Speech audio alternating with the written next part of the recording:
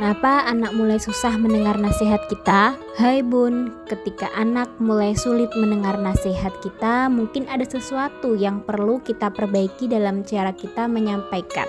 Bisa jadi kita terlalu sering menasihati tanpa memberikan contoh yang nyata. Ini akan membuat anak merasa bosan atau tertekan. Pernah ngalamin kan Bun? Anak semakin besar semakin sulit dinasihati. Khawatir Bun, ada cara agar anak lebih mendengar dan memahami nasihat kita. Simak caranya di sini ya. Bunda, mari kita kenali beberapa penyebabnya. Kenapa anak susah mendengar nasihat kita? Bukan karena anak itu keras kepala Bun, tapi mungkin karena cara kita menasihati terasa menggurui atau nada suara kita terdengar menghakimi dan anak merasa tidak dipahami. Tuh caranya gimana supaya anak itu lebih menerima nasihat kita? Oke, cara yang pertama, Bunda bisa mengganti teguran dengan cerita. Anak itu lebih mudah menangkap pesan melalui cerita ya Bun, bukan ceramah atau nasihat kita. Pada bilang, nak jangan suka bohong, bohong itu dosa loh. Bunda bisa coba ceritakan kisah nabi-nabi atau kisah sahabat yang selalu jujur dalam berkata. Cara ini anak akan lebih mudah paham dan bisa menerima. Kedua, gunakan nada lembut dan penuh kasih sayang. Bunda, nada bicara itu penting ya. Jangan pakai nada yang tinggi ya Bun, misalnya awas ya nanti kalau bohong lagi. Bunda bisa ganti dengan nak jujur itu lebih membuat kita tenang dan akan disayang sama Allah. Makin lembut caranya, maka semakin dalam masuk ke dalam hati anak Bunda. Ketiga, dengarkanlah anak sebelum kita menasihati. Kadang anak ingin berkata, tapi kita terlalu sibuk menasihati, sehingga tidak ada celah anak untuk menjelaskan. Maka coba tanyakan dulu, nak kamu merasa apa sih saat itu?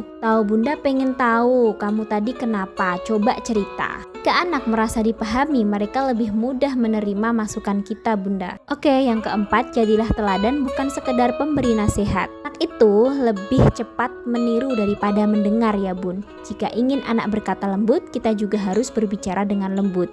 Jika ingin anak tidak suka berbohong, kita juga harus selalu berkata jujur. Karena perubahan besar dimulai dari diri kita sendiri. Oke Bunda, semoga videonya bermanfaat. Anak itu bukan tidak mau mendengar nasihat kita, mereka hanya ingin didengar terlebih dahulu. Oke Bunda, sekali lagi tidak ada orang tua yang sempurna, tapi kita diberi kesempatan untuk senantiasa belajar untuk menjadi lebih baik. Yuk kita mulai mendidik dengan cinta agar pesan kita lebih masuk ke hati mereka. Pastikan Bunda sudah follow akun ini supaya tidak ketinggalan tips-tips parenting lainnya.